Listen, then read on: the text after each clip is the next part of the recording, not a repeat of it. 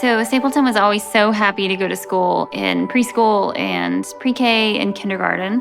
When school got a little bit harder in the first and second grade, that's when we started to notice a change.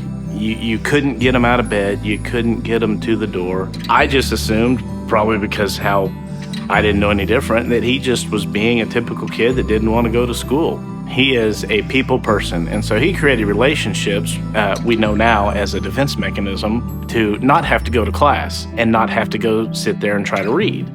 The reason that I kept doing it is because we read to the kindergartners, and I thought a kindergartner would figure out that he was smarter than me.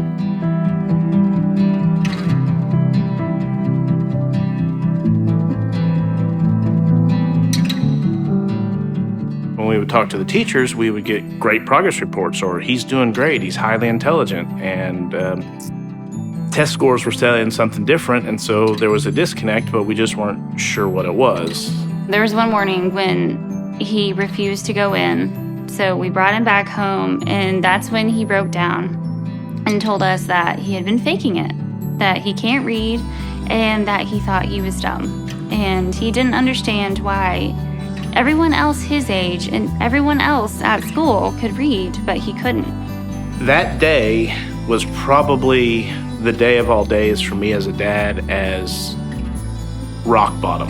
At this point, I flat out said, "Do you think he's dyslexic?" And they told me that that wasn't a thing anymore, and they didn't recognize it, and they didn't test for it.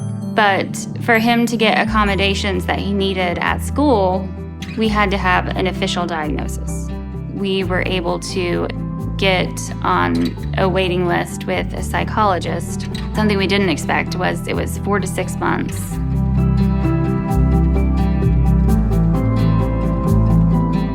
We started the long process of, okay, we have to move forward and go somewhere from here. What do?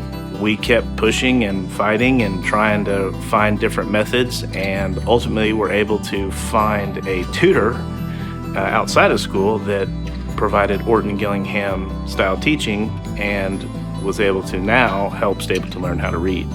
I think the biggest thing for him was the program was not only multisensory, but it was explicitly taught in a way that he could understand it.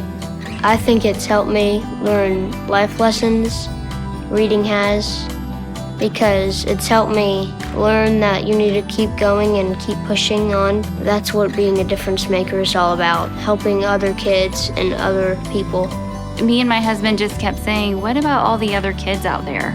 I saw how much of a difference it was making for Stapleton, and I decided to get trained in the Orton Gillingham method. We were just called to help others not have to endure what we endured. We're going to have online modules available to those that have access to the internet, and they can do it from home, the car, anywhere that they are with their caregiver or their parent, and get the resources that they need and the tutelage they need that's not currently available in the school system.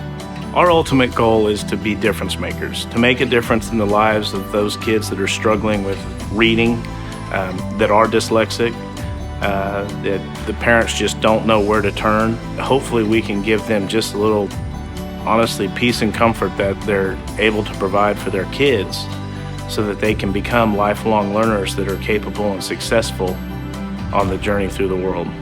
Please join us at Dyfference Makers Academy to learn more.